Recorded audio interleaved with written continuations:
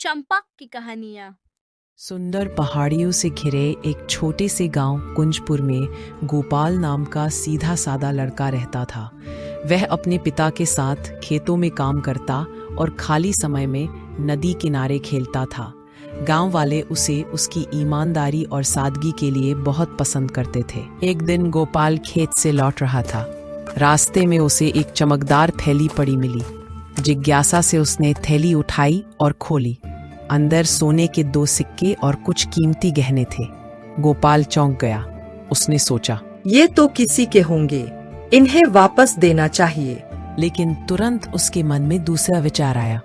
अगर मैं यह अपने पास रख लूं, तो घर की हालत सुधर सकती है। कुछ क्षण वह सोचता रहा, फिर अपने दिल की आवाज सुनी। गलत चीज कभी खुशियां नहीं देती।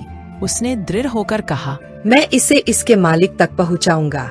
थैली हाथ में लेकर वह गांव की गलियों में पूछने लगा, किसी की गहनों वाली थैली खोई है क्या?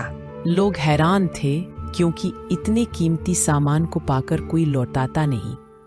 तभी गांव की बुजुर्ग महिला सावित्री रोते हुए आई और बोली, बेटा, आज बाजार से लौटते समय मेरी थैली गिर गई थी।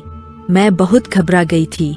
गोपाल ने थैली उन्हें दे दी। सावित्री की आंखों में चमक भर आई। उन्होंने कहा, बेटा, तू चाहता तो इसे रख सकता था, पर तूने ऐसा नहीं किया। तूने मेरी बड़ी मुसीबत दूर कर दी। अगले दिन गांव में पंचायत की बैठक थी। सावित्री ने सभी के सामने गोपाल की ईमानदारी की कहानी बताई। सरपंच ने गोपाल को आगे बुलाकर कहा, बेटा, तुमने पूरे गांव के लिए मिसाल पेश की है।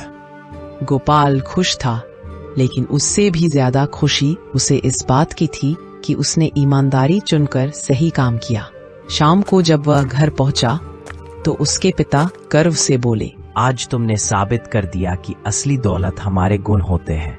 गोपाल ने कहा, पिताजी, सही काम करने से ही मन को सुकून मिलता है। इस कहानी से हमें यह सीख मिलती है कि ईमानदारी सबसे बड़ा गुण है, जो जीवन भर सम्मान और सच्ची खुशी देता है।